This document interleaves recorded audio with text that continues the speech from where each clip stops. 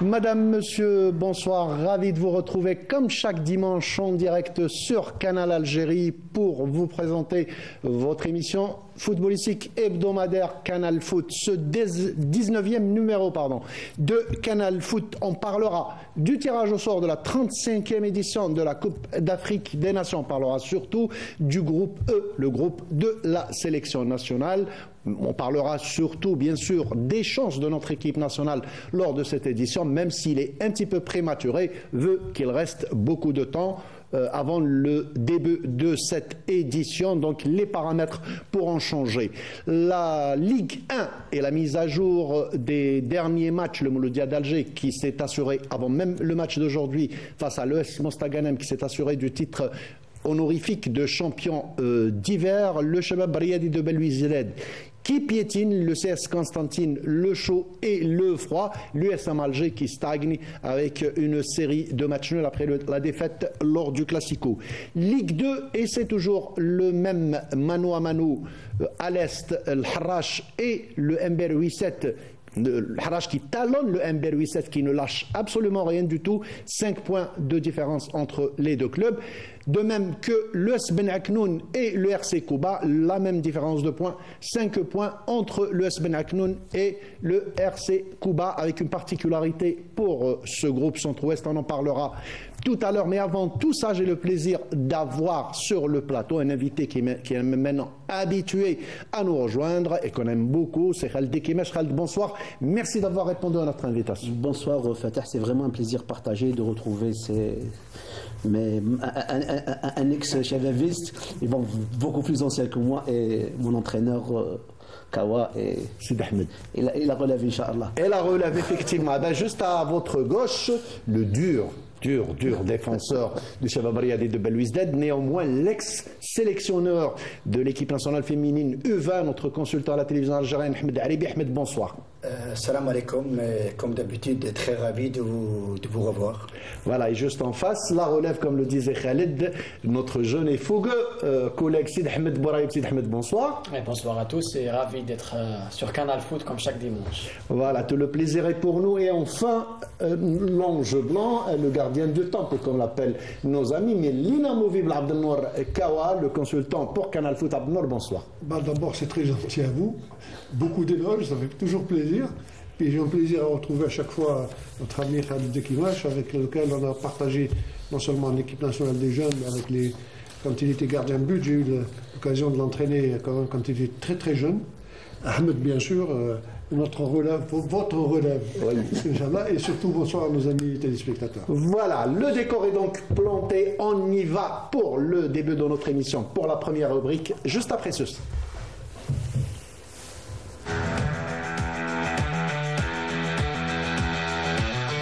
Vous êtes maintenant habitués à notre première rubrique par laquelle on commence tous nos numéros, c'est les 3 points de Kawa. Il s'agit des faits saillants de la semaine qui ont attiré l'attention de notre consultant Abdelnour Kawa. Abdelnour, c'est à vous. Je vais encore, malheureusement, ça va être encore une...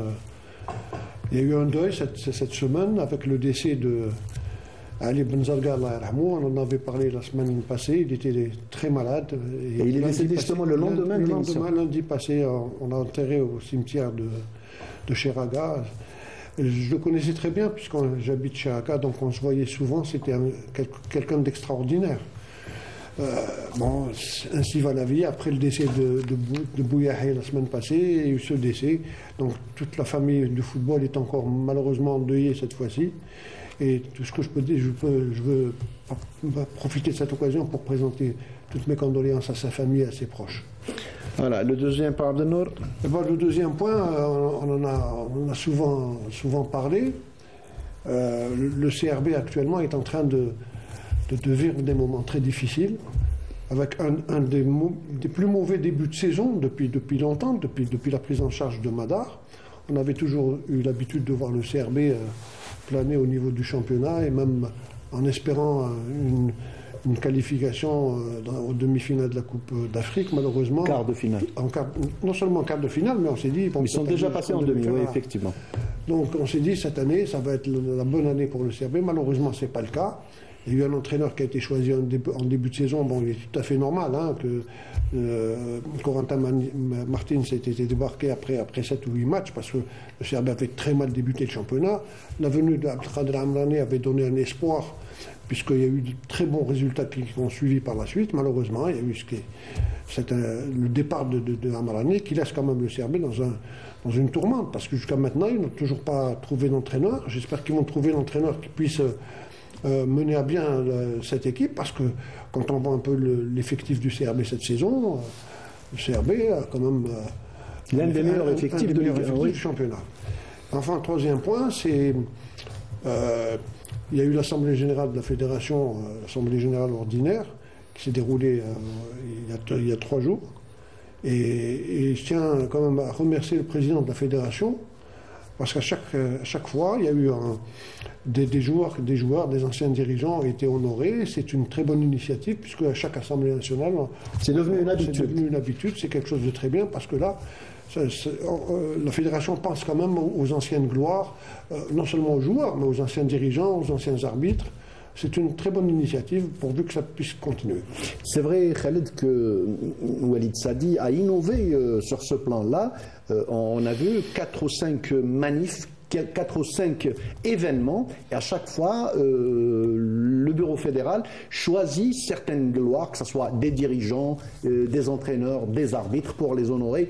Ça fait quand même chaud au cœur, surtout pour les anciens qui pensaient être oubliés. Non, c'est très bien. Bon, à un certain moment, avec l'ancienne fédération, il y a des anciens qui se sont beaucoup plaints, surtout par rapport aux invitations. Ils ne recevaient pas d'invitations quand il y avait des matchs, des échéances internationales.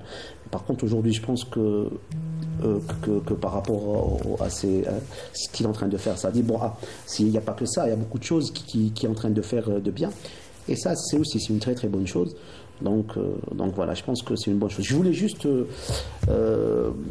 parler, Machir Kawa, par rapport à ce qu'il a dit par rapport au CRB. Bon, le CRB, il n'est pas dans un état, c'est pas si catastrophique que ça, parce que le CRB, il leur manque un match.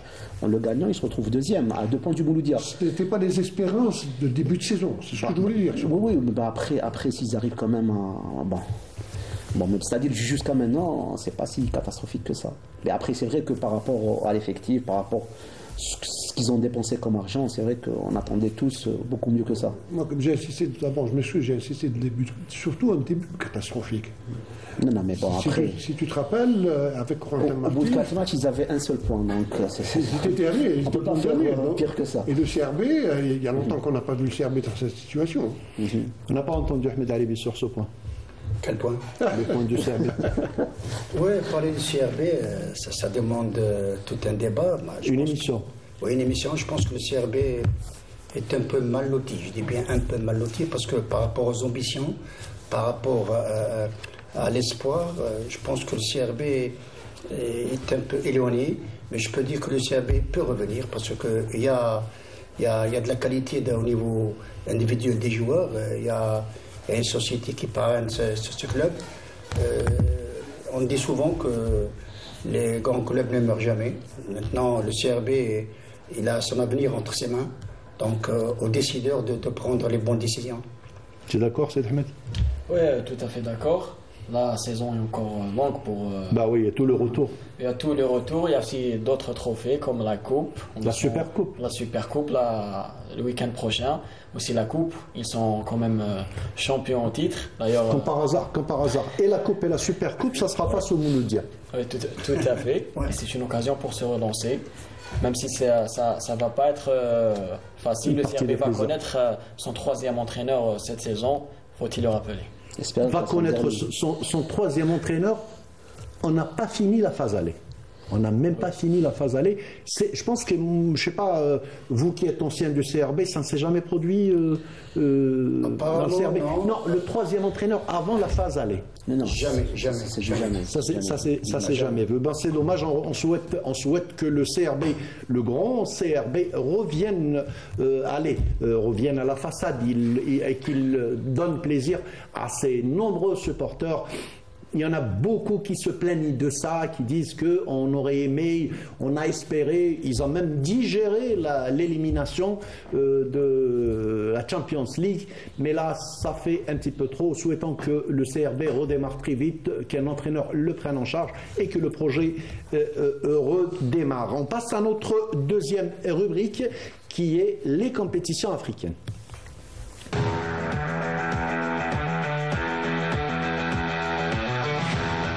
Voilà, donc cette semaine, il y a eu le tirage au sort de la Coupe d'Afrique des Nations, la 35e édition, qui va se jouer en fin d'année. On parlera surtout du groupe E, le groupe dans lequel il y a notre équipe nationale, notre sélection nationale et les chances de notre sélection dans ce groupe. On aura le débat tout à l'heure. Mais avant tout ça, on va voir ce sujet préparé par notre collègue Ramzi Mohamdi.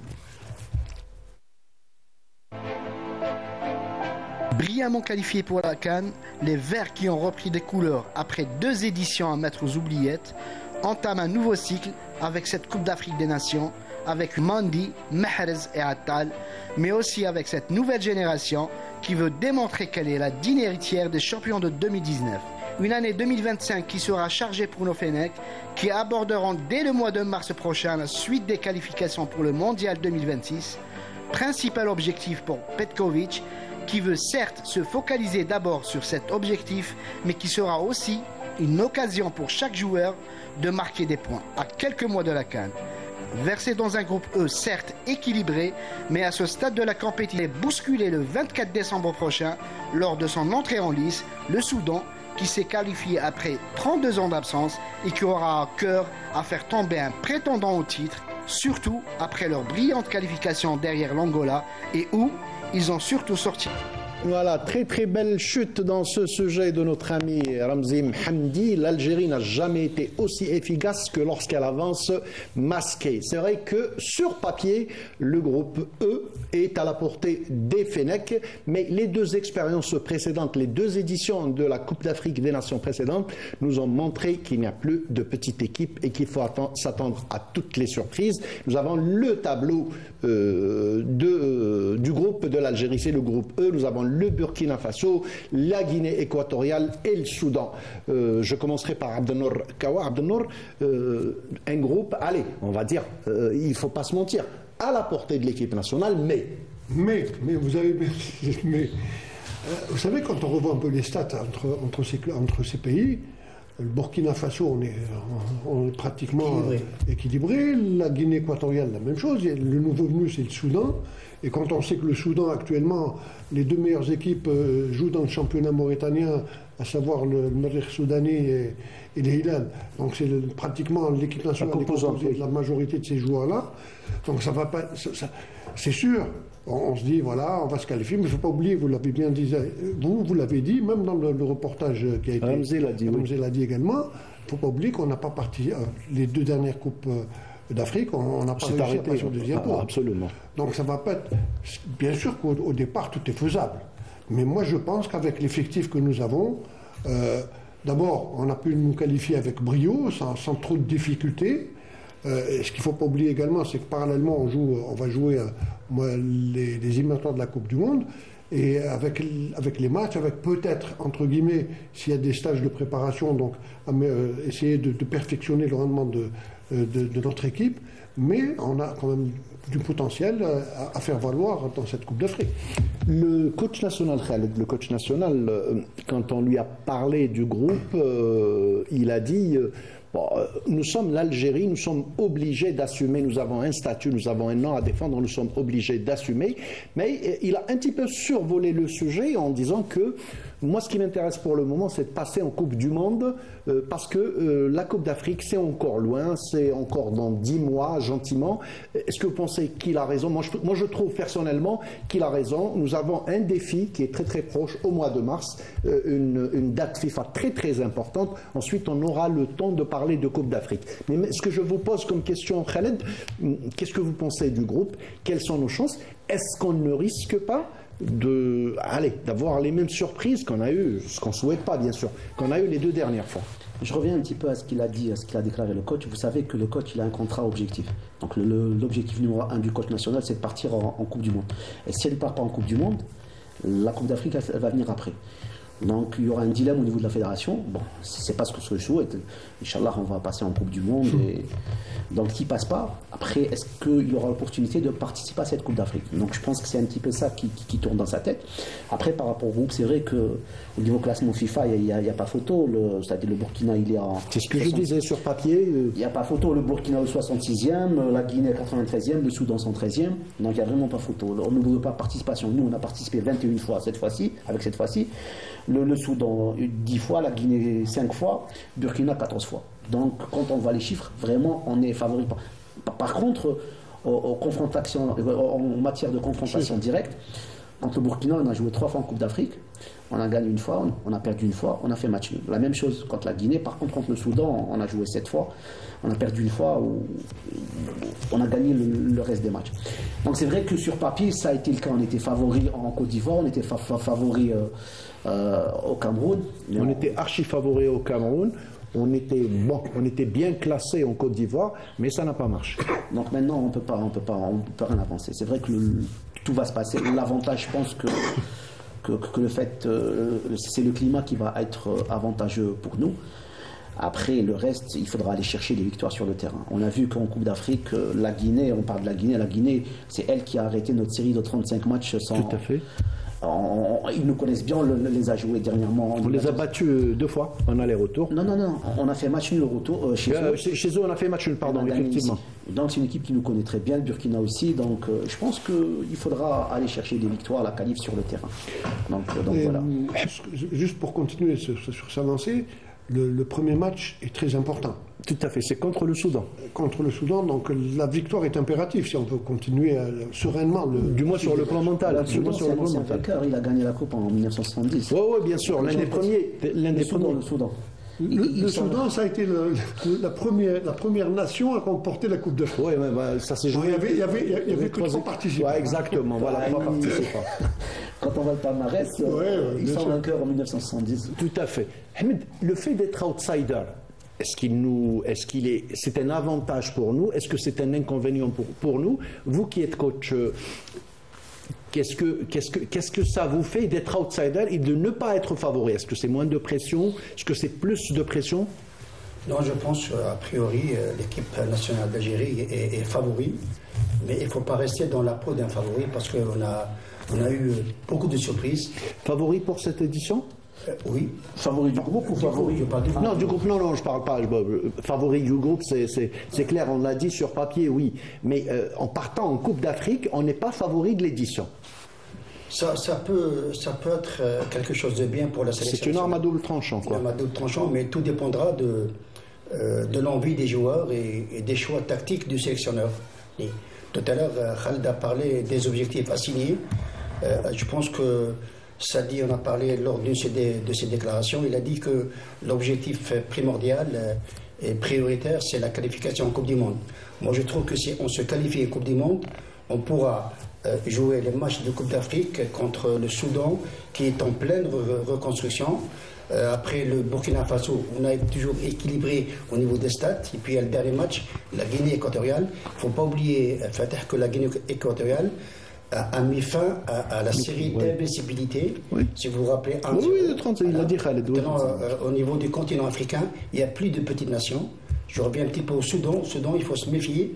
Abdenour a parlé que la victoire est impérative. Eh bien oui, Abdenour, la victoire est vraiment impérative. Il faut démarrer ce groupe dans de très bonnes conditions pour pouvoir gérer le deuxième match contre le Burkina Faso, qui va être déterminant pour le classement. Ça va être une finale du groupe, Tout à fait, Khaled. Espérant. Et puis je pense qu'on est bien parti. Et d'ici la Coupe d'Afrique Fatah, je termine avec ça, il y a beaucoup d'eau qui va couler sous les ponts. Ça veut dire que les joueurs, ils seront aguerris, ils ont de la compétition, et il y a ce dont je parle souvent, cette envie d'aller ramener quelque chose. Oui, non, mais de toute façon, je le disais en début d'émission, moi je pense qu'il est encore trop tôt de parler de ça.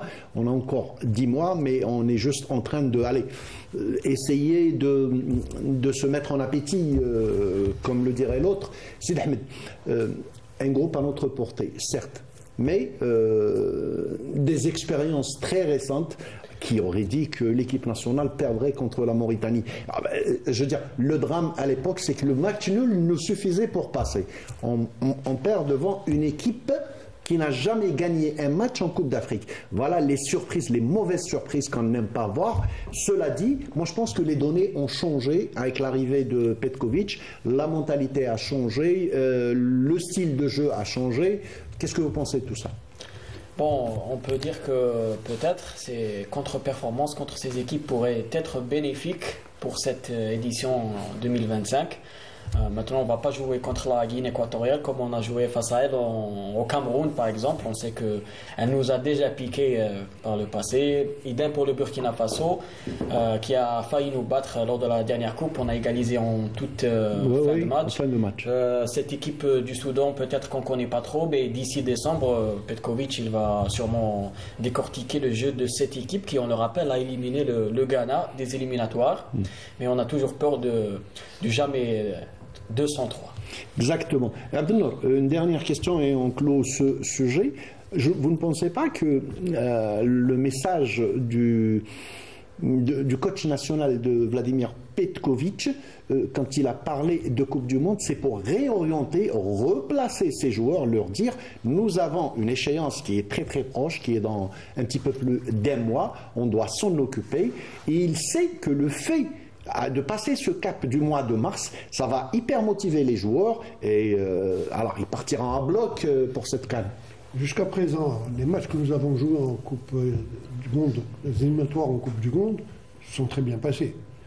Et le groupe dans lequel nous sommes tombés n'est pas un groupe si relevé que ça. Il ne faut pas oublier également qu'il y a 9 pays qui vont se qualifier à cette Coupe du Monde. Donc vraiment, si l'Algérie n'arrive pas à se qualifier, il faut réorienter un peu notre travail mais là je pense que c'est quand même à notre portée.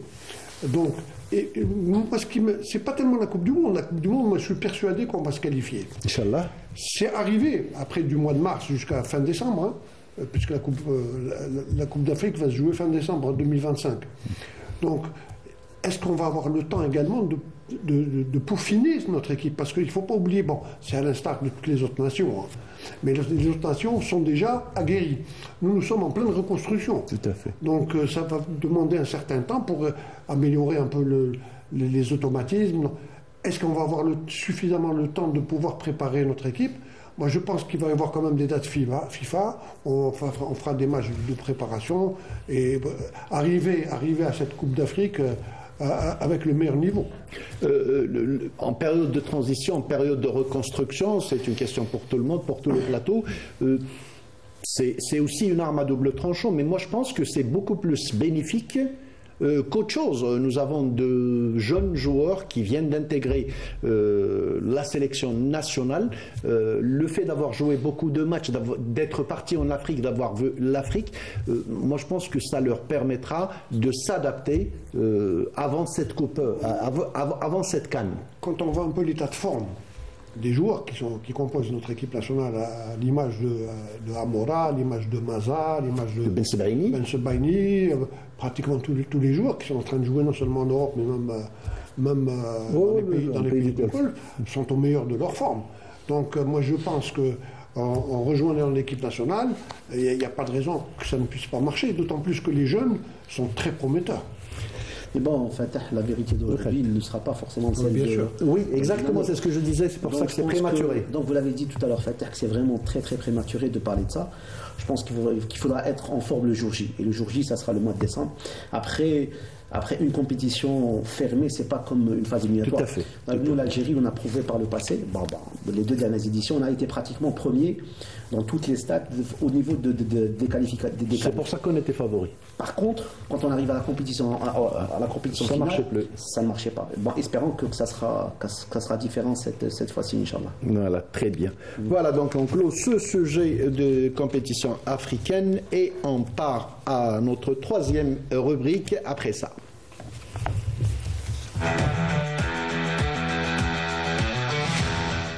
Voilà, notre troisième rubrique aujourd'hui est un portrait. Un portrait d'un jeune Algérien, un garçon de 9 ans, qui a fait ses classes à Fulham et qui est parti à l'académie de Chelsea, rien que ça. Il s'agit du jeune Houssine Aksil Sekouh, 9 ans, une pépite algérienne à l'académie de Chelsea. On va d'abord voir ce petit portrait préparé par Fethi Bendali, on reviendra au débat.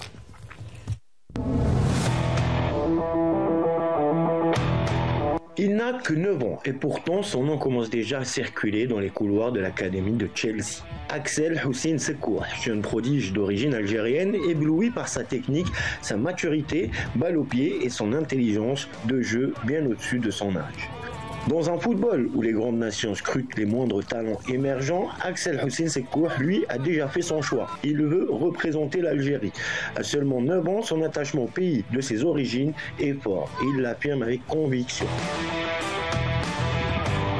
Parents de footballeurs, entraîneurs, supporters, tous s'accordent à dire que ce garçon a quelque chose de spécial. Honnêtement, c'est un gamin qui a beaucoup de qualités. Et on l'a depuis un petit moment. Et je peux voir des années, ça progresse. Donc pour moi, c'est un gamin d'ici là, on va dire en 2 ans, ça pourrait devenir comme Techniquement, physiquement.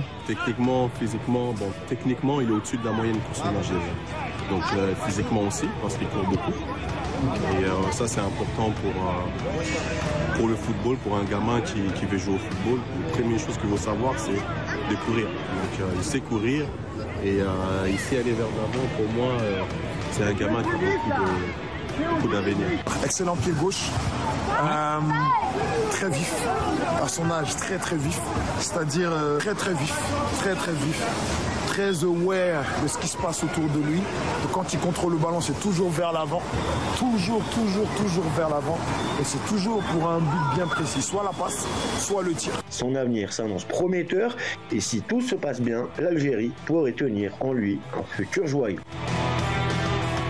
Voilà, c'était ce portrait de Fethi Bendali du jeune Houssine Aksil Sekouh. Il faut juste préciser que le tournage a été effectué à Fulham et pas à Chelsea parce qu'apparemment au sein de l'académie de Chelsea, la caméra est interdite pour des raisons bien sûr purement commerciales, purement de marketing et tout. Mais on vient de voir, allez Khaled, moi je vais un petit peu exagérer, j'aime bien ce que j'ai vu, on a vu du Messi en live. Espérons pour l'Algérie. Espérons, non, mais c'est une bonne chose. Comme ça, que de toute façon, on voit maintenant la tendance mondiale, c'est qu'on essaie de découvrir des pépites de plus en plus jeunes. Et on voit les grandes équipes recrutent des jeunes à partir de 12, 13, 14 ans. Parce que plus vite on les recrute, plus vite on les scelle dans notre club. Donc voilà, espérons que ce petit jeune va encore progresser. Après c'est vraiment très prématuré et très jeune. Mais la prédisposition, Khaled, quand on voit sa touche de balle, quand on voit comment il caresse le ballon et tout, on voit quand même qu'il a des prédispositions pour être un joueur de qualité. Et vous savez mieux que moi, Khaled, que les pieds gauches, ils ont un petit peu un avantage sur les droitiers. Après, il y a une différence entre jouer au football et jouer au ballon. Voilà, là il est en train de jouer au ballon. Exactement. Après le football, vraiment, c'est une autre histoire. Donc football, c'est tactique, c'est physique, c'est plein. Mais c'est prometteur. Oui, Inch'Allah, on espère. Ahmed Daribi, vous qui êtes habitué aux jeunes, bon, vous c'est beaucoup plus les jeunes demoiselles, parce que vous étiez sélectionneur des U20 de l'équipe nationale, mais vous avez vu quand même le toucher du ballon, comment il caresse le ballon. Allez, comment il joue au ballon, pour ne pas contredire Khaled, parce qu'il ne joue pas encore au foot. Mais c'est bien ce qu'a dit Khaled. Jouer au ballon, c'est un fait, mais jouer au football, c'est totalement différent. Vous avez parlé de prédisposition. Vous savez, à cet âge, quand on a cette qualité avec beaucoup d'aisance technique, ça prouve que vous pouvez faire carrière. Mais attention, une pépite, pour qu'elle brille bien, il faut bien la frotter. Donc, c'est un jeu de mots. Le jeu de mots d'Ahmed Daribi. C'est bien d'avoir. Mais moi, ce qui me fait plaisir, c'est qu'on a vu des recruteurs. Oui. En Algérie, on n'a pas de véritable recruteur. C'est ce qui fait la différence. Et puis, à cet âge 9 ans, moi, je connais beaucoup de quartiers où il y a beaucoup de pépites qui ne sont pas mises en exergue. Donc, vous savez, Ahmed Alibi, moi je me rappelle, on va revenir au sujet, mais je me rappelle la première apparition de Walid Sadi, le ministre des Sports et le président de la fédération. Il a dit que sa cheville ouvrière, c'était le football amateur. Moi, je pense que ces quartiers-là et tout vont être scrutés et parce que ça se réorganise, il aura le temps de créer des commissions qui vont s'occuper de tout ça, de détection. Avant de parler du football amateur, je pense qu'il faut revenir au football scolaire. Oui, c'est déjà fait. C'est déjà fait. Okay, très bien. C'est déjà fait. Il y a eu la sélection qui est qualifiée en Coupe d'Afrique, la sélection masculine qui est qualifiée en Coupe d'Afrique, et c'est une très bonne chose. Moi, je me rappelle que les grands joueurs sont sortis de la FASU.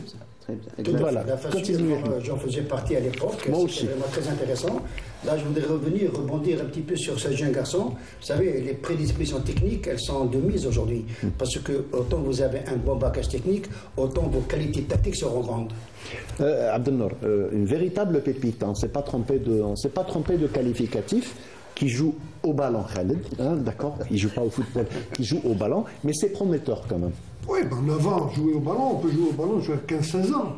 Vous savez, actuellement en Allemagne, on laisse libre cours aux joueurs de jouer techniquement, on ne les met pas dans des dispositifs, on les laisse s'exprimer comme ils veulent.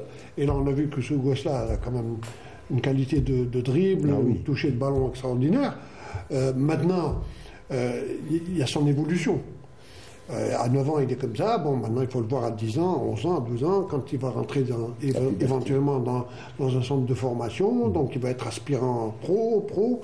Donc, le chemin est encore long. Très long. Mais là, quand on a déjà des prédispositions techniques comme celle-là, il ne peut que réussir, ce gosse-là, à moins qu'il y ait autre chose qui... c'est ce qu'on souhaite, Sid Ahmed, il a passé un grade, il a passé un échelon, il était à Fulham, même si Fulham est aussi une grande école, mais il est passé à Chelsea, c'est les recruteurs de Chelsea qui l'ont déniché, ça veut dire que, je dirais pas, ils ont fait un investissement, parce que tout ça c'est un investissement, aussi bien pour le club que pour le joueur.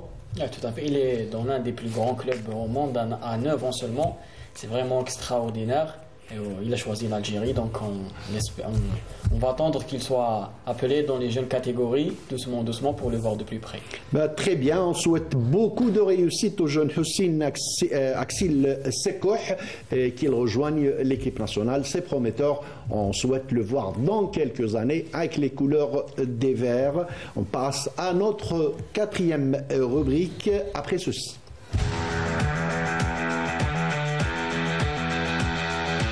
Et notre 4e rubrique, c'est la Ligue 1. La Ligue 1, on continue à jouer, parce qu'on est en période de trêve, on continue à faire la mise à jour des matchs de championnat. On va commencer par les images de la mise à jour de la 11e journée, le match qui a opposé l'USM Alger au Paradou Athletic Club. Ahmed Alibi, je commence par vous. Vous qui avez joué à l'USM Alger, je vous passe le ballon. L'USM Alger qui est en train de piétiner, il faut dire, même les supporters sont mécontents. L'USM Alger, qu'on croyait hors d'atteinte, l'USM Alger qui nous avait montré de très très bonnes dispositions, à partir, on va dire, de la débâcle du Classico. Abdelnour n'aime pas beaucoup ce mot, parce que pour lui c'est logique. À partir de là, on a vu que le moral des joueurs de l'USM Alger, pour ne pas dire autre chose, parce qu'ils nous ont habitués à mieux, on avait plaisir à regarder cette équipe, ça ne marche pas depuis 3 matchs. Oui, on avait beaucoup de plaisir à regarder cette équipe, beaucoup plus en Coupe de la CAF. Elle a réalisé de très bons résultats très positifs. Et puis si on doit parler de l'USM Alger, c'est vrai qu'au niveau du championnat algérien, cette équipe ne peut pas rivaliser avec les ténors. Pourquoi ? Je ne sais pas, c'est une affaire de qualité individuelle, c'est une affaire d'animation de jeu. Donc je pense que... Pardon Ahmed, je vous arrête. Animation de jeu, peut-être que je ne pourrai pas rentrer sur ce sujet avec vous. Vous êtes le technicien, mais moi je pense que, d'ailleurs on l'avait dit en début de saison, Ahmed, vous avez assisté avec nous... L'USM Alger, sur papier, avait l'un des meilleurs effectifs, l'un des meilleurs recrutements. Oui, l'un des meilleurs, mais au fil du temps, au fil des matchs, on sent qu'un rachat ça fait presque 4 ou 5 matchs qu'il ne donne plus. Il est muet. C'est l'ombre de lui-même. On voit un Belkacemi qui aussi est l'ombre de lui-même. Tout ça fait que l'USM Alger n'arrive pas à avancer. C'est vrai qu'ils ont la meilleure défense en Algérie, mais au niveau d'attaque, ils n'ont marqué que des buts. Là, il faut le souligner. Moi, il me semble que c'est une affaire de bloc équipe. On a vu qu'à un moment donné, je ne suis pas comme l'entraîneur tunisien Maloul, mais j'arrive pas à comprendre ce qu'il veut faire avec Boukhachouch. Boukhachouch qui est un leader dans l'équipe. À chaque fois, il est remplaçant, il rentre, il le fait sortir, et tout ça a créé un certain déséquilibre dans je parle d'animation de jeu. Donc, Boukhachouch fait partie des rares joueurs, et quand il perd le ballon, il va vers le pressing, il monte, il fait monter le bloc. Là, quand Boukhachouch sort, il y a un déséquilibre. Khaled, vous êtes de cet avis? Non, moi sincèrement, je voudrais revenir à une chose, Fatah. Je pense que la défaite du Mouloudia a fait très mal à l'USMA. Pourquoi elle leur a fait très mal? Parce que leurs supporters, pour eux, c'est-à-dire le fait de perdre contre le Mouloudia, c'est la fin du monde. Alors que je dis, moi, non. On va prendre exemple le Real Madrid, ils ont pris 5 contre Barcelone. Aujourd'hui, c'est le Real qui est leader du championnat. Ouais. Donc pour nous, des fois, bon, on donne plus d'importance à un match qu'à un championnat ou à un titre. De notre façon, on l'a dit clairement, il a dit ce qu'on nous disait à l'époque, enfin il parlait des supporters, ce qu'on nous disait à l'époque, vous gagnez le Classico en aller-retour et le reste on s'en fout. Non mais après en fin de compte, qu'est-ce qui va rester? Lyon, on était en train de parler tout à l'heure du Soudan. Le Soudan, il est champion d'Afrique, même s'il y avait 3 équipes. L'histoire, elle garde quoi? Elle garde les titres, elle garde pas les résultats d'un match. Donc je pense que contrairement au Mouloudia, je pense que le Mouloudia, la défaite du CRB ne leur a pas fait trop mal, parce que Lyon, il se retrouve champion d'hiver. Donc je pense qu'il faut passer. Il y a un certain moment, ça peut arriver qu'une équipe passe à côté d'un match. Je pense que c'était le cas de l'USMA. On voit après le match du Mouloudia, contre le Paradou, ils étaient pratiquement l'ombre d'eux-mêmes. On a vu contre Mostaganem, oui. Plutôt contre Arbo. Oui. Si c'était pas un grand Benbot, oui, exactement. Des grands jours, l'USMA aurait perdu. Je pense qu'ils devraient revoir un petit peu leur copie. L'USM Alger qui nous a donné il n'y a pas si longtemps que ça beaucoup de plaisir à tout le peuple algérien, pas uniquement aux supporters de l'USM Alger, champion de la Coupe de la CAF, Super Coupe d'Afrique. On la voyait très très bien démarrer la saison. Ils ont en effet survolé la phase de poule de leur groupe en Coupe de la CAF à partir du match du Classico. Ça cale. Que se passe-t-il? C'est vrai, quand on fait un peu une rétrospective de la saison de l'USMA, quand il leur reste encore 2 matchs retard, ils peuvent être ex-aequo avec le Mouloudia. Ils n'ont joué que 13 matchs. Non, Abdelnor. Si. Ils ont joué 13 matchs, ils ont 22 points. 22, 25, 28, hein, s'ils gagnent. C'est-à-dire, vous les mettez vainqueurs. C'est-à-dire, tout à l'heure, Khaled avait complété un peu ce que j'avais dit concernant le CRB. Le CRB également, ils ont encore un match retard, donc ils vont... Moi, je voulais parler, pas uniquement de l'USMA, mais des quatre équipes qui sont engagées dans les différentes Coupes d'Afrique. Quand on voit le CRB et le Mouloudia, le Mouloudia, bon, mis à part le fait qu'il soit qualifié en Coupe d'Afrique, en championnat, même s'ils avaient perdu contre le CRB, puisque ils ont pu tout de suite oublier cette défaite, et puis actuellement ils terminent pratiquement champions. Non, ils sont champions, même au goal average ils seront champions. Au goal average ils seront meilleurs. Maintenant l'USMA, quand on revoit un peu les 4 équipes, en parlant de l'USMA, donc du CRB, du Mouloudia et du CSC, c'est pratiquement les meilleurs effectifs qui existent dans le championnat. Tout à fait. Donc l'USMA, c'est vrai, quand on revoit un peu le parcours qu'ils avaient fait, surtout en Coupe d'Afrique, on s'est dit, ils vont également planer en championnat, mais c'est vrai que la défaite du Mouloudia, peut-être, hein, entre guillemets, on ne sait pas, leur a fait peut-être du mal. Là, ils jouent contre le Paradou. Le Paradou n'est pas une équipe facile à battre. Hein. Tout à fait. Faire match nul, ça reste quand même un derby, hein, c'est entre équipes algéroises. Mais il ne faut pas trop tirer la sonnette d'alarme. Mais par contre, j'espère qu'ils vont pouvoir réagir tout de suite et renouer avec les victoires. Mais Sid Ahmed, ce que demandent les supporters de l'USM Alger, ils n'ont pas encore vu l'identité de leur équipe jusqu'à présent. Malgré les bons résultats pendant une certaine période, on voyait, moi je discute avec des supporters, des fans de l'USM Alger, ils n'étaient pas contents. Qu'est-ce qui se passe? On va dire que peut-être le problème il est moral, peut-être. La pression des supporters est peut-être mal vécue par les joueurs. Après une sévère défaite face au rival, il fallait se racheter. Peut-être qu'ils avaient les jambes tremblantes sur le terrain et même le calendrier ne les a pas vraiment C'est vrai qu'ils ont joué pratiquement 6 matchs en 18 jours. Tout à fait, oui. C'était un marathon. C'est la seule équipe qui avait 4 ou 5 matchs en retard quand même. Tout à fait. Ils jouent tous les 3 jours, les déplacements et tout. Et c'est peut-être un tout qui a mené à cette situation. Je pense, en fait, je veux juste rajouter quelque chose par rapport à cette équipe de l'USMA. Je pense que l'absence d'un Gnaoui leur a vraiment fait très très mal à l'USMA. Je pense parce qu'au début, on a vu l'USMA avec Gnaoui. Exact, c'était autre chose. Exactement, avec Adalid qui était vraiment au sommet de son art. Et entre-temps, il y a pratiquement passé 2 joueurs et l'équipe de l'USMA s'est complètement métamorphosée.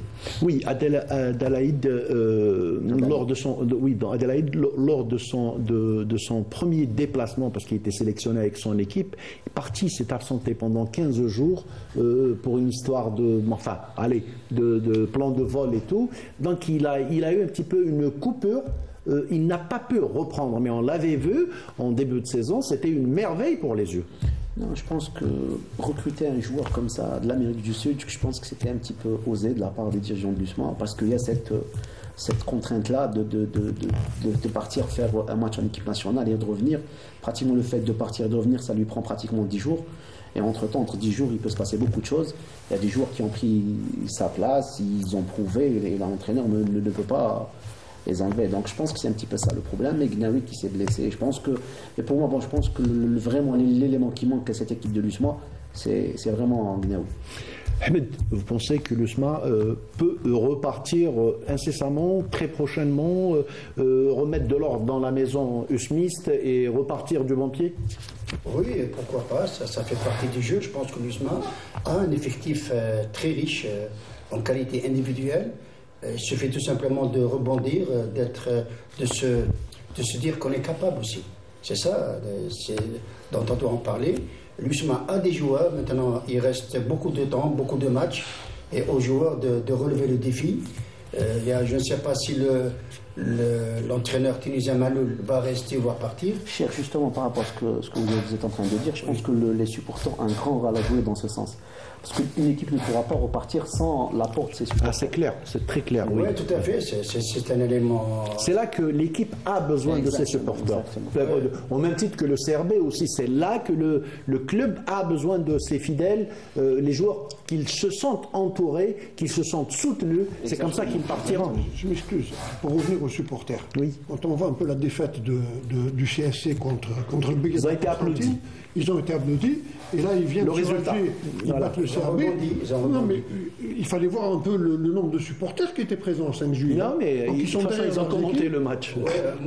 Ils sont derrière leur équipe et ils la supportent à fond. Ouais, moi, c'est pour répondre à votre question, Fatah. Je pense que l'USMA a les capacités de rebondir et de revenir à son meilleur niveau. Et c'est ce qu'on souhaite pour la grande ESM Alger. Notre match aussi, on va voir les images. C'est toujours dans le cadre de la mise à jour. C'est celui du Mouloudia d'Alger face à la JS Sawa. La particularité de ce match, on va voir les images. La particularité de ce match, c'est que, allez, on va dire que c'était un Mouloudia bis, parce que il y avait beaucoup d'absents, carrément l'axe central qui n'était pas là, pratiquement tous les défenseurs.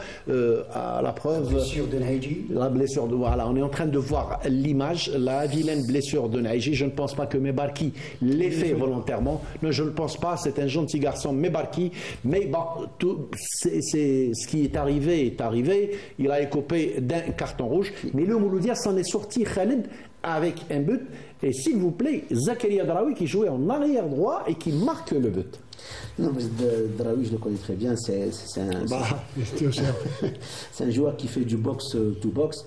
Donc, lui, comme il est en train de saisir sa chance, parce qu'au milieu de terrain, c'est tellement plein. Et l'entraîneur avait besoin de lui à droite. Je pense qu'il a rempli complètement sa mission. Et puis même aujourd'hui, c'est lui qui délivre aussi tout à fait. Dans le match. On va le voir tout à l'heure, effectivement. On va le voir tout à l'heure. Une passe D pour Abdelawi qui marque. Donc en 2 matchs, il fait une passe décisive et un but. Donc tant mieux pour lui. Ahmed Alibi, on dirait que le malheur des uns fait le bonheur des autres. Le fait d'avoir aligné, c'est ce que disent les techniciens, moi je ne m'y connais pas sur ce plan, le fait d'avoir aligné Zakaria Draoui qui a tempérament offensif sur le flanc droit, c'est vrai qu'il avait demandé Khaled Benihia durant ce match de la GS Sawara à comment il s'appelle, l'arrière gauche. Non, oui, Djumouloudia, mais ce n'est pas celui qui a joué aujourd'hui. Mouali, effectivement, voilà. Mouali, de couvrir plutôt, de ne pas monter. On a vu lors du match de la JS Sawara, Mouali n'aidait pas du tout Moussa. Par contre, Zakaria Draoui qui aidait beaucoup Kipré et ça a donné ses fruits. Oui, mais moi, il me semble le plus important, c'est le choix de Ben Yahya d'avoir opté pour un milieu de terrain, le mettre dans le couloir. Il n'y avait pas tellement de choix. Actuellement, dans le football de haut niveau, les joueurs de couloir, ils sont connus, ils apportent de la profondeur et de la largeur. C'est le profil peut-être du joueur, Ahmed. Oui, tout à fait. Je pense que Ben Yahya a une très bonne idée, très intelligente, d'avoir pensé à Draoui qui était milieu de terrain et qui le met dans le couloir droit. On a vu qu'il avait marqué le but contre la JS Sawara. Et puis aujourd'hui, il donne un caviar sur la tête, comme a dit tout à l'heure Khaled, sur la tête d'Abdelawi. Et je pense que le plus grand mérite revient à Ben Yahya d'avoir pensé à mettre un milieu de terrain dans le couloir droit. Ça, c'est intelligent de la part de Ben Yahya, l'entraîneur tunisien. C'est de la personnalité, Abdelnour, de la personnalité. Le Mouloudi a moindri de 5 titulaires qui arrivent quand même à prendre les 3 points. Amoindri de 5 titulaires et à huis clos. Justement, quand on parle de 5 titulaires, l'avantage qu'on a aujourd'hui dans les équipes, c'est qu'on a 25 joueurs. Bon, c'est vrai qu'il y a des titulaires et puis il y a les... Et quand on a l'occasion, un remplaçant... on va dire les choses comme elles sont. Tous les entraîneurs, allez, 80% des entraîneurs ont une composante de 14-15 jours, pas plus. Voilà. Alors qu'ils ont 27 licences. Oui. Alors, ça j'ai toujours dit. Oui. Bon, voilà. Aujourd'hui, quand on a des impondérables, on est obligé de faire appel aux joueurs qui sont sur le banc de touche. Donc utiliser ces joueurs-là, moi je pense que ça a été une bonne chose. Et puis comme on dit, l'entraîneur doit le faire. Tout à fait. Il est obligé de le faire. Il y en a qui ne veulent pas. Il a réussi sans parler. Voilà. D'ailleurs, depuis la venue de Ben Yahya, on est en train de voir des joueurs qui ne jouaient pas de par le passé. Et là qui deviennent. Messoussa par exemple. Messoussa qu'on a eu Bayazid, Kipré. Donc il a réussi à voir un peu quelles sont les qualités de ces joueurs-là pour pouvoir en tirer la quintessence. Voilà, et l'utilisation aussi d'un Aïji à un autre poste et tout. Donc, même Hamidi à gauche. Exactement, Hamidi à gauche aussi, c'est une innovation. Hamidi à gauche, et il a prouvé. Il a prouvé d'ailleurs qu'on avait dit la semaine passée, Khalif et Mouali n'ont qu'à bien se tenir. Absolument. Parce que Hamidi, il est en train de montrer. Donc, utiliser un maximum de joueurs, moi je trouve que c'est une très bonne chose. Et puis en plus, qui donne des résultats. Tout à fait, tout à fait. Un autre match, celui qui a opposé le Shabab Riyadi de Belouizdad au CS Constantine, c'était au stade du 5 juillet, sous une pluie torrentielle. C'est un match qui a été commenté par notre ami Sid Ahmed Bouraïb ici présent, et c'est un résumé de Sid Ahmed Bouraïb. Toujours pour le Shabab avec Khassef, cette fois-ci. Khassef qui arrive à passer, Khassef à l'intérieur de la surface de réparation. Tentative, et Bouhel Faya était là. On l'a vu, après avoir réussi à gagner son duel, il fait un centre qui a failli être un but. Attention, c'est un premier avertissement. Attention, Béchéra qui récupère, Béchéra qui transcende la défense. Il va se retrouver face à Zerba et le tir hors cadre de Béchéra. Il avait fait le plus dur. Il a pris à défaut Souyad, là on le voit. Et puis le ballon était un petit peu décalé, n'était pas dans l'axe. Attention, glissade de Azi. Alors pour le CSC, le tir. Encore un tir hors cadre. Ballon qui va jouer la remise en jeu ici. C'était Tamine qui avait tenté sa chance. Centre et Bouhel Faya qui sauve son équipe. Quelle tête et quel réflexe de Bouhel Faya. Attention, encore un danger. Type de la tête. Maillot. Intervention de réparation. Le centre. Encore une fois, Bouhel Faya. Dans ses œuvres. Ce ballon. Là, on voit ici le centre de Mahyouz. Voilà. C'était Belkhir. pris ce ballon de la tête. Et Bouhal Fayad de sa main gauche avec un très bon réflexe. Maillot, très beau crochet. Cette fois-ci, tenter sa chance par C'était une feinte de centre. Oui, et ça peut faire mal. Parce que c'est tout le monde qui bouge. Attention la tête. À côté encore une fois. Moi je la voyais dedans. Comme fatal. Elrit a tenté sa chance. Encore un long ballon. Attention Belhoussini. Et qui plante la banderie. Ouverture du score. 1-0.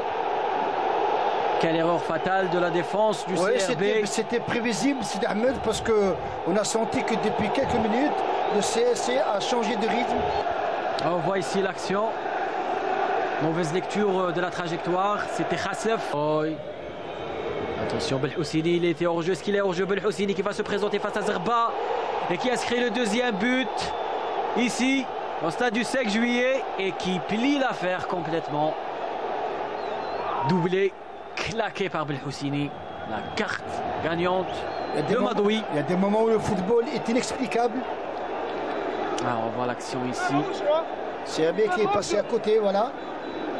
C'est Belhoussini qui a été très intelligent. Là, il passe en profondeur sur Tmim. Tmim qui tombe sur Belhoussini. Belhoussini, contrôle de l'intérieur gauche et extérieur gauche. Il crucifie le CRB.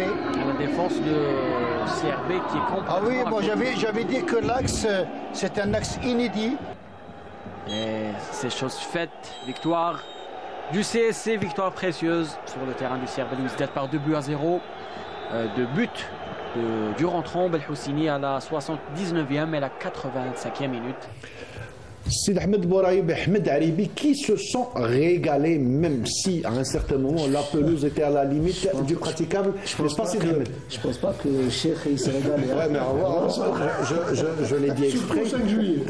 Alors Sid Ahmed, c'est par rapport au résultat, c'est pas par rapport à autre chose. Alors Sid Ahmed, je m'adresse à vous. Vous avez commenté ce match. Vous avez vu le début, l'avant-match, le début, l'après-match. Parlez-moi un petit peu de tout ça. Oui, on va dire que le CSC était plus réaliste, c'est ça. Ahmed avait tout de suite détecté la paire centrale du CRB qui n'était pas vraiment au top. Et avec la pluie, on a vu que les longs ballons dans les dos des défenseurs étaient très dangereux. Et Madoui a fait rentrer une carte gagnante, Belhoussini, qui a inscrit un doublé et coaching gagnant de Madoui.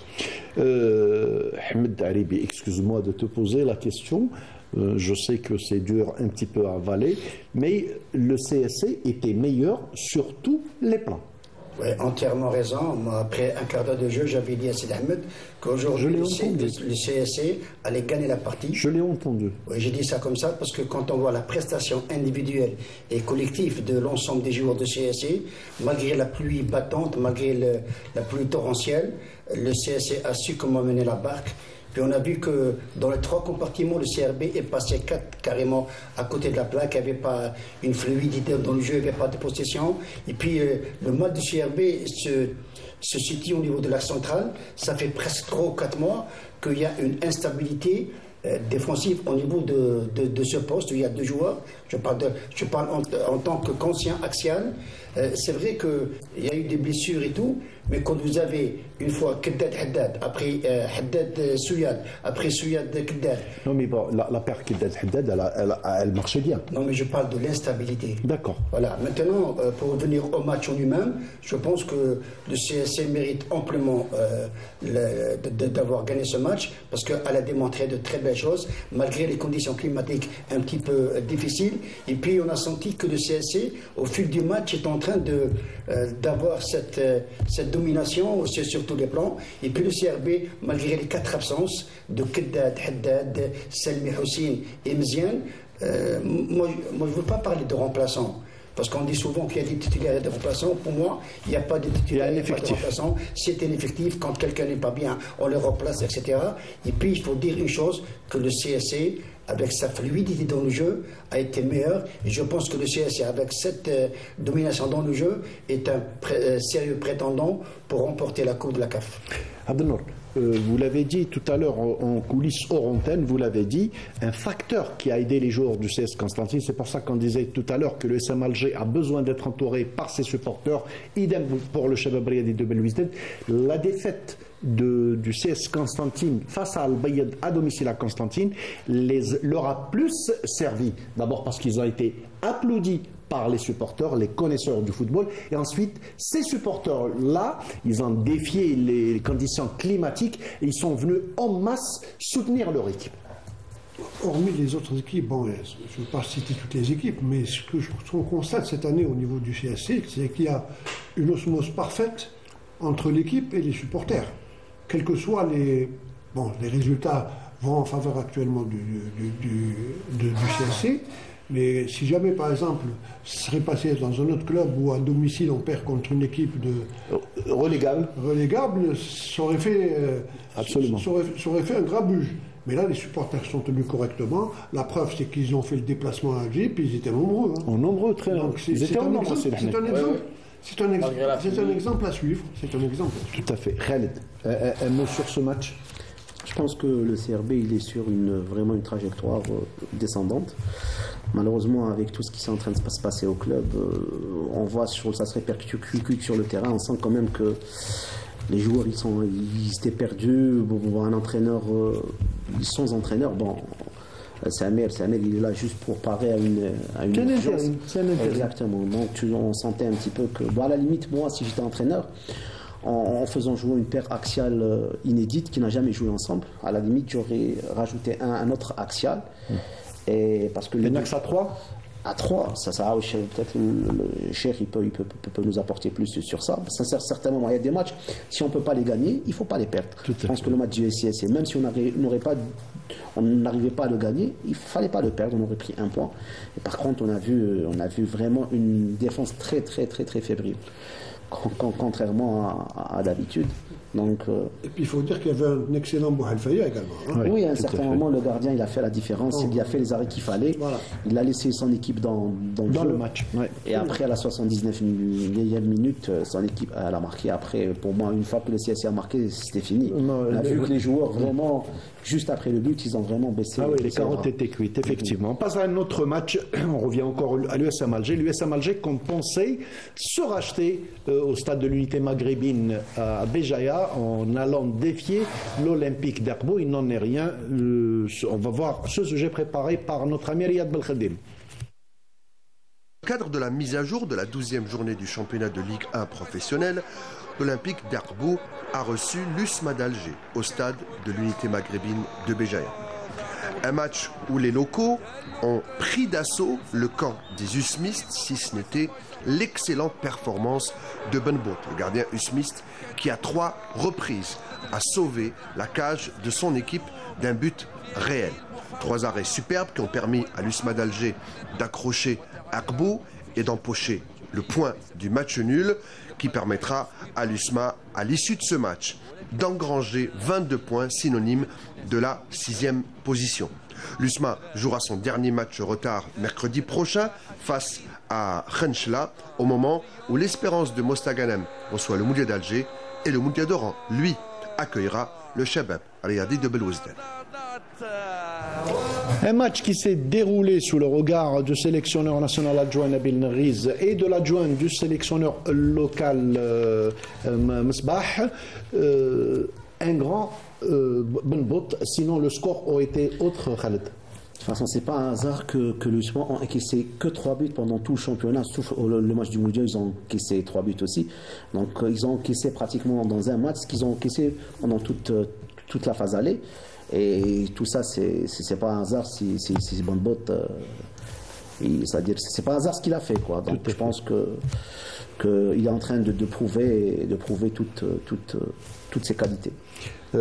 Honneur aux gardiens, bien sûr, et aux ex-gardiens.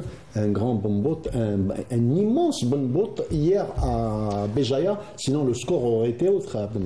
Oui, de toute façon, il est immense depuis qu'il y a Lusma, hein, parce qu'il faut dire ce qu'il en est. Quand on revoit toutes ses prestations, ce n'est qu'une logique qu'il puisse se retrouver en équipe nationale. D'autant plus qu'en parlant du match contre Arbo, il a montré que c'était un gardien de grand talent. Mais il n'est plus à présenter de toutes les façons. Tout à fait. Alors, le dernier match de mise à jour, c'était le dernier pour le leader mouloudéen qui s'est déplacé chez la Lanterne Rouge, l'ES Mostaganem. Et c'est un sujet préparé par Sarah Derbel. Dernier match de mise à jour du Mouloudia d'Alger, en déplacement à Mostaganem pour affronter la formation locale, avec l'ambition de consolider sa place de leader et terminer la phase aller avec une belle victoire. Dans une rencontre qui s'est jouée à huis clos, les Mouloudéens ont entamé la première période avec une grande détermination. Ils ont créé de nombreuses occasions et il aurait fallu attendre la 9e minute de jeu pour voir les visiteurs ouvrir le score. Coup franc bien botté par Zakaria Draoui qui trouve la tête de Ayoub Abdellaoui. Ce dernier réussit à tromper la vigilance du gardien Hanan Abdeslam.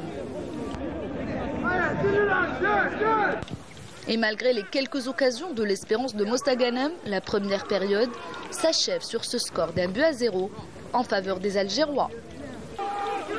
De retour des vestiaires, les locaux plus motivés ont remis les pendules à l'heure 4 minutes après le début de la seconde période, par le biais de Ben Ammar. Les poulains de Ben Yahya n'ont pas pu trouver la faille dans le camp adverse et ont terminé ce match sur ce score de parité d'1 but partout. Le Mouloudia d'Alger enchaîne les bons résultats et confirme sa solidité à l'extérieur. Les Rouges et Verts doivent à présent se concentrer sur le match face au Shabab Riadé de Belouezded pour tenter d'ajouter une 4e Supercoupe à leur armoire à trophées. Quant à l'ES Mostaganem, ce point n'est pas suffisant pour les éloigner de la zone rouge et devront se ressaisir lors de la phase retour. C'était un sujet préparé par Sarah Derbel, Ahmed Haribi. On a commenté ce match ensemble. En voyant le premier quart d'heure, on pensait que le Mouloudia allait faire une bouchée de cette équipe de l'ES Mostaganem. Et bien, c'était un autre visage en deuxième mi-temps. Oui, vous et moi, on pensait, mais en deuxième mi-temps, ça a complètement changé. On a vu deux mi-temps complètement différentes. Une première mi-temps où le Mouloudia était un peu dominante. Et puis en deuxième mi-temps, il y a eu un sursaut d'orgueil des joueurs de Mostaganem. Ils ont marqué le but qu'il fallait dans le bon timing, il faut le souligner. Et puis, c'est vrai, à défaut de perdre, le SM Mostaganem a pris un point qui va être... Là, ils sont plus lanterne rouge. Et je pense que... Oui, ils ont dépassé d'1 point l'US Biskra. Un point qui va... De toute façon, on va voir le classement. Oui, ce point qu'il va falloir va avoir son pesant d'or parce que c'est très important dans des conditions pareilles. Et puis, ce qui est bien, la particularité, c'est que les débuts ont été marqués sur des balles arrêtées. Le premier tête de centre à la perfection de Zakaria Draoui sur la tête de Abdellaoui. Et puis, en deuxième mi-temps, on a vu que corner... comme et Ben Ammar qui reprend de la tête. Et Ramdan qui a la lourde responsabilité. Voilà. Ouais, tout à fait. C'est loupé. Tu l'as tellement répété pendant le match que Ramdan doit être dans ses petits souliers. Excusez-moi, parce que c'est rageant, c'est frustrant. Vous menez au score, vous avez la possibilité de gérer cette rencontre. Et puis là, vous faites égaliser sur une erreur monumentale de Ramdan. Quoique, à chaque fois, il fait de très bons matchs. Très bons matchs. Effectivement, il faut être... allez, on va être gentil avec Ramdan et conciliant avec Ramdan parce qu'il a sauvé le Mouloudia durant plusieurs rencontres, même en Afrique et tout. Mais je m'adresse aux deux gardiens en même temps. Vous pouvez répondre, il n'y a pas de souci. Sortie hasardeuse, mais très jolie reprise de tête de Ben Ammar aussi. Non, je pense que le Mouloudia n'a pas été assez tueur en première mi-temps. Parce qu'à un certain moment, quand on est leader comme ça du championnat, quand on joue à l'extérieur... ils auraient dû planter 2 ou 3 buts en première. Exactement, le match aurait été terminé en deuxième. Après, bon, ça peut arriver, c'est un jeune gardien. Je pense que c'est sa première vraiment année où il est vraiment titulaire numéro 1 au niveau du Mouloudia. D'ailleurs, il n'a même pas commencé titulaire. Donc là, il se retrouve titulaire. Je pense qu'on peut lui pardonner quand même cette petite vue. Bon, contrairement à ça, il a sorti quand même une action en première mi-temps où il est sorti face à face avec avec Siam. Avec Siam, exactement. Donc on peut quand même lui pardonner ça. J'espère que ça ne va pas trop lui peser sur la tête. Comme c'est un jeune gardien, je pense que son entraîneur ou les entraîneurs doivent l'entourer et le soutenir par rapport à cette petite bévue qui a coûté, disons, 2 points au Mouloudia. Abdelnour, mais c'est quand même, qu'on le veuille ou non, vous l'aviez dit même la saison précédente, vous l'aviez souvent répété, vous l'aviez même allez considérer comme les meilleurs gardiens de la saison dernière, disons, durant les matchs qu'il a joués, surtout à la fin de saison. Mais on peut le dire, Abdelatif Ramdan est l'avenir du Mouloudia dans les buts du Mouloudia. Tout à fait, il va sur ses 23 ans. C'est la première année où il est pratiquement titulaire, entre guillemets, hein, parce que bon, Moussaoui avait commencé le championnat, il alternait avec lui à l'époque de Baumann. Là maintenant, il est pratiquement titulaire, et ça c'est une erreur de jeunesse, hein, avec l'expérience, qui n'a pas commis d'erreur. Tout à fait. Il a été gardien, il a commis des... Moi personnellement j'en ai commis des... Mais là, il fait une erreur, c'est un match nul. Vous l'avez commis en Champions League, vous. Hein. C'est encore plus grave. Et c'était lors de la finale. Ne faites pas rappeler les mauvais lors de la finale. Non, mais c'est pour encourager Ramdan, pour lui dire nous avons un monument avec nous, un homme du Mouloudia, Abdelnour Kawa, qui reconnaît avoir commis une bévue monumentale lors du match aller de la finale au Hafia Conakry. C'est ce que vous m'avez raconté, parce que le match aller, je ne l'avais pas vu. Mais gardons les bonnes choses. Hein. Gardons les bonnes choses, oui, effectivement. Sid Ahmed, Mouloudia, champion à juste titre, champion d'hiver à juste titre. Oui, tout à fait. On va dire que l'essentiel a été fait, c'est d'être premier à la fin de la phase aller. On va mettre le championnat de côté. Maintenant, il y a la Super Coupe. Exactement, c'est ce qu'a dit Sarah justement dans son sujet. La Coupe et la Super Coupe. Tout à fait. Il faudra être au rendez-vous.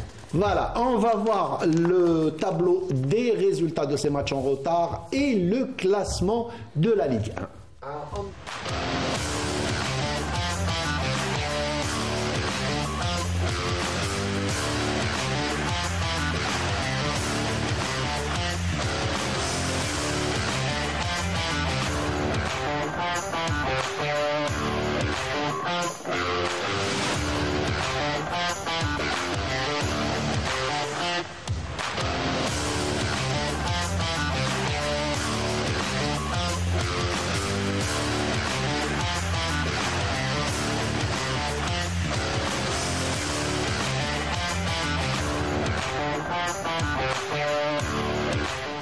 Après le tableau des résultats des matchs en retard et du classement de la Ligue 1, on passe à notre dernière rubrique après ceci.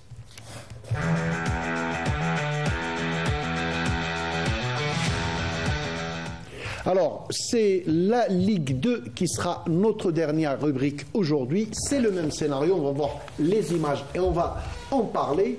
Pour le centre-est, c'est le Mberoui 7 qui caracole seul avec 5 points d'avance sur l'USM Al-Harrach, mais l'USM Al-Harrach qui ne rate rien du tout, qui ne lâche rien du tout. Ils sont partis encore aggraver la blessure du MOC de Constantine qui passe par une très mauvaise période.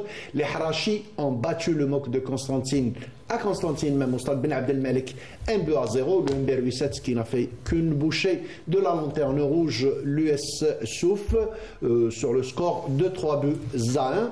Donc l'USM Al-Harrach et le Mberoui 7 sont, allez, on va dire, les favoris pour jouer le titre en fin de saison. La particularité dont je voulais parler, et je vous laisserai détailler, développer, Khaled, le groupe centre-ouest. Alors, Ben Aknoun qui est premier, suivi du RC Kouba à 5 points. Alors, tenez-vous bien, entre le troisième et le premier relégable, il y a 7 points. De 26 à 19. C'est-à-dire que, allez, si on dit pour l'accession, c'est quasiment joué entre Ben Aknoun et Kouba, il n'y a absolument rien à dire là-dessus. Pour la relégation, même le troisième peut rétrograder. De toute façon, avec 17 matchs, tout est possible. C'est vrai qu'en 13 matchs, il reste 13 matchs. Parce que c'est la 17e journée. Ok, donc je pense que l'accession va se jouer entre Kouba et Ben Aknoun. Bon, rien n'est encore joué. Je pense que Kouba, ils ont mis les moyens.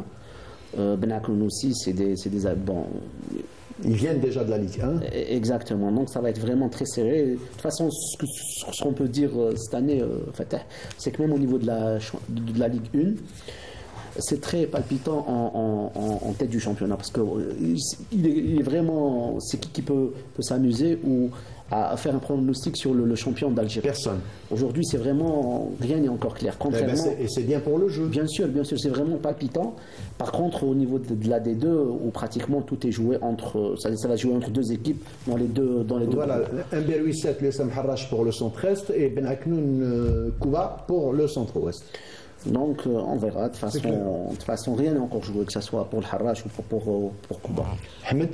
Oui, je rejoins Khaled, rien n'est encore joué. Donc, quand on voit un B87 et l'USMH qui a ramené un excellent résultat de Mort de Constantine, il n'est jamais évident de gagner. C'est une équipe avec laquelle il faut faire.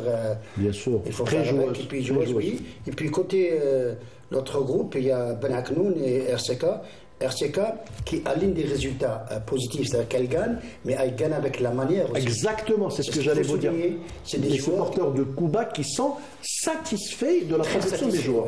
Très satisfaits, parce qu'il y a un entraîneur qui cherche un peu la perfection pour gagner des matchs. C'est ce qu'il a toujours fait, Boualem Charef. Tout à fait, donc je pense que même au niveau de la relégation, c'est pareil. Hein, donc, 7 points entre le troisième et le premier relégable. Ça peut changer, mais je pense sincèrement que les équipes qui prétendent à l'accession sont l'UI7, USMH, Ben Aknoun, Kouba, et puis il y a aussi Bourjmaïn avec lequel l'entraîneur Sami Boujana n'arrive pas à trouver des solutions. Parce qu'à un moment donné, c'est le premier relégable à son et puis les autres, ils vont jouer le trouble fait. Sid Ahmed, vous mettez une pièce sur quelles équipes dans les deux groupes? Moi, j'attends les confrontations entre les deux premiers. Voilà. Alors, le Harrach se déplacera à Rouisset pour le match retour. Et Ben Aknoun se déplacera à Ben Haddad pour rencontrer le RC Kouba. Donc, ça risque d'être palpitant. Oui, si les deux leaders gagnent face aux Dauphins, ça sera complètement plié. Abdenour? Ça va être très difficile à pronostiquer. Hein. Quand on revoit un peu le parcours des 4 équipes, hein, les deux équipes centre-est et centre-ouest, ils font un parcours extraordinaire. Maintenant, à la différence de l'Harrach, Kouba, ça fait quand même quelques années qu'ils essaient de jouer l'accession. Oui. Malheureusement, il y a Ben Aknoun qui a très bien débuté la saison et qui continue à faire de bons résultats. 5 points, c'est pas énorme. Oui. C'est pas énorme sur 13 matchs. Oui. Bon, mais ça va être très difficile. Et de l'autre côté, de la même chose. L'Harrach est en train de se restructurer, il cherche l'accession.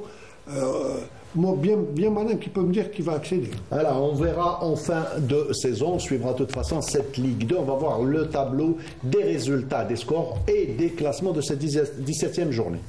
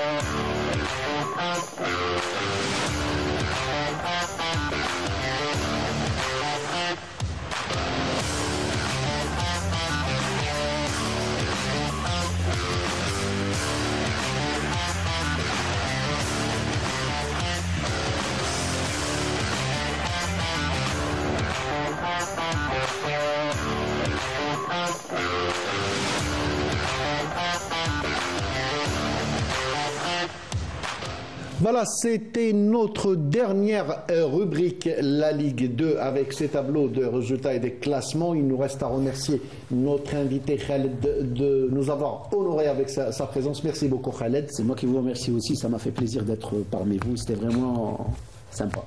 Tout le plaisir était pour nous. Merci Ahmed.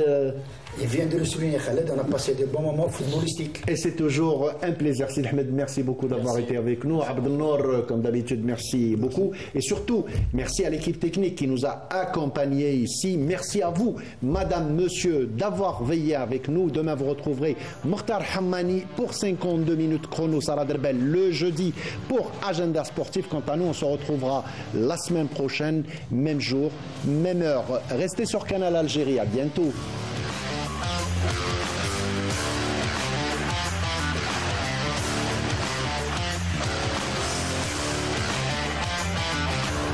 We'll be right back.